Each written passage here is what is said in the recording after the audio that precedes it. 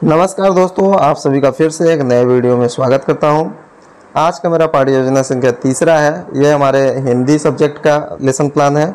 इसमें हमारा प्रकरण जो है वह हिंद महासागर में छोटा सा हिंदुस्तान है।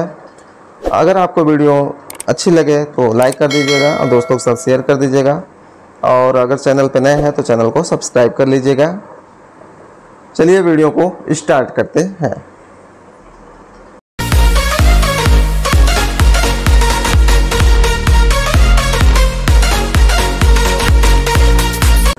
आज का मेरा पाठ योजना संख्या तीसरा है।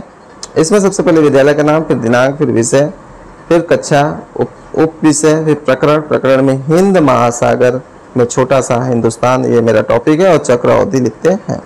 इसके बाद नेक्स्ट आता है सामान्य उद्देश्य। सामान्य उद्देश्य में लिखते हैं छात्र हिंदी साहित्य के पाठन में रुचि ले सकेंगे। दूसरा आता है छात्र हिंदी साहित्य के अनुभव यानी उद्भव के बारे में जान सकेंगे। तीसरा आता है छात्र हिंदी साहित्य में प्रकाशित पत्रिकाओं के बारे में जान सकेंगे। चौथा होता है छात्र हिंदी साहित्य के लेखकों के बारे में जान सकेंगे।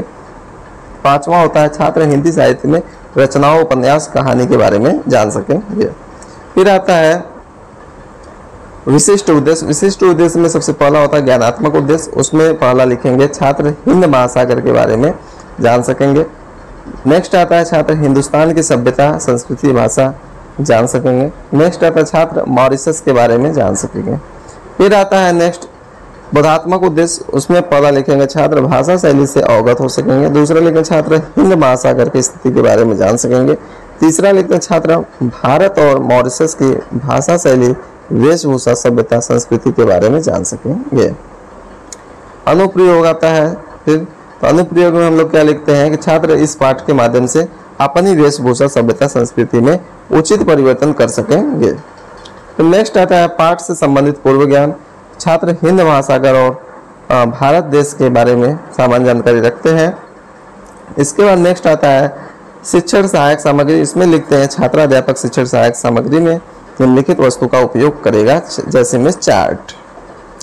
फिर आता है प्रस्तावना प्रश्न। प्रस्तावना प्रश्न में 3 कॉलम होती है, क्रम संख्या, शिक्षण बिंदु, शिक्षक जो होता है, छात्राध्यापक क्रिया एक तरह से बोल लेते हैं, आप लिख सकते हैं हम, और छात्र गतिविधियां यानी छात्र क्रिया लिख सकते हैं। इसमें सबसे पहला क्वेश्चन होगा कि महासागर किसे कहते हैं, तो बच्चे इसका आंसर देंगे। पृथ्वी पर फैले विशाल पानी भंडार को 3/4 भाग जो है वो महासागर कहते हैं। फिर नेक्स्ट क्वेश्चन होगा कि महासागर कितने प्रकार के होते हैं, तो बच्चे इसका आंसर महासागर 5 प्रकार के होते हैं। फिर नेक्स्ट क्वेश्चन होगा कि कुछ महासागर के नाम बताओ, तो बच्चे इसका आंसर देंगे महान यानी कि प्रशांत महासागर, हिंद महासागर, अटलांटिक महासागर इत्यादि। नेक्स्ट क्वेश्चन होगा कि हिंद महासागर किस देश के करीब स्थित है, तो बच्चे इसका आंसर देंगे हिंद महासागर भारत यानी हिंदुस्तान के करीब स्थित है। फिर क्वेश्चन होगा कि हिंद महासागर में कौन सा ऐसा देश है जो कि भारत के समान संस्कृति वाला है, तो बच्चे इसका आंसर है मॉरिशस, भारत के समान ही संस्कृति वाला देश है। फिर आता है उद्देश्य कथन। उद्देश्य कथन में लिखते हैं कि बच्चों आज हम हिंद महासागर में छोटा सा हिंदुस्तान का अध्ययन करेंगे। फिर नेक्स्ट आता है प्रस्तुतिकरण। प्रस्तुतिकरण में 6 कॉलम होती है, शिक्षण बिंदु, अपेक्षित व्यवहार परिवर्तन, छात्राध्यापक क्रिया, छात्र क्रिया और उपकरण और श्याम पटकार होता है। तो सबसे पहले हम शिक्षण बिंदु लेंगे कि हिंद महासागर में छोटा सा हिंदुस्तान।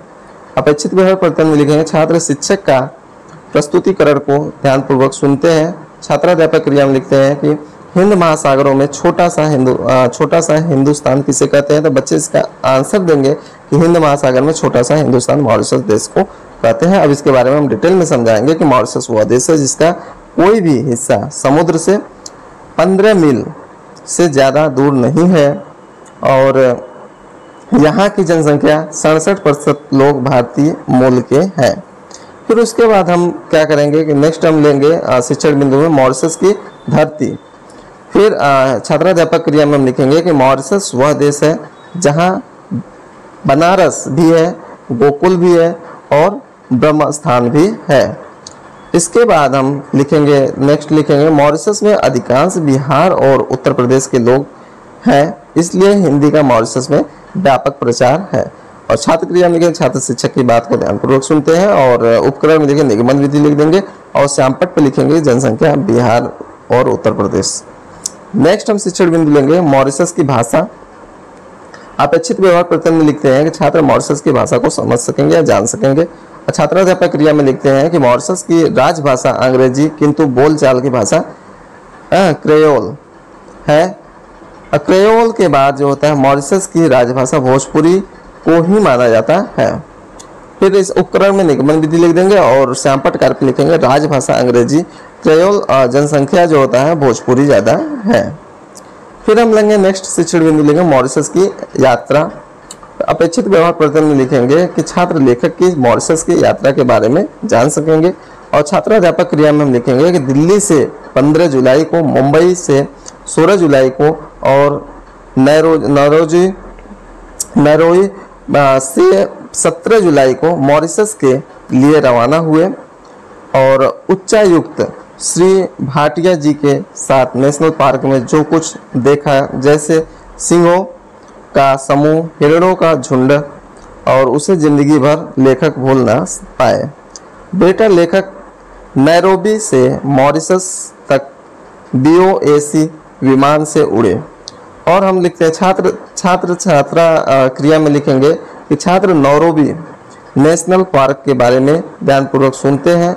और नीचे लिखेंगे सर जी लेखक नैरोबी से मॉरिशस कौन है, कौन से विमान से उड़े। ये हमारा क्वेश्चन हो जा रहा है, तो यह प्रश्न उत्तर विधि लिख देंगे। यहाँ पे सॉरी, यहाँ पे गलत हो गया था। यहाँ पे आप यहाँ पे क्वेश्चन लिख देंगे यहाँ पे, इसके बाद इसका ये आंसर हो जाएगा।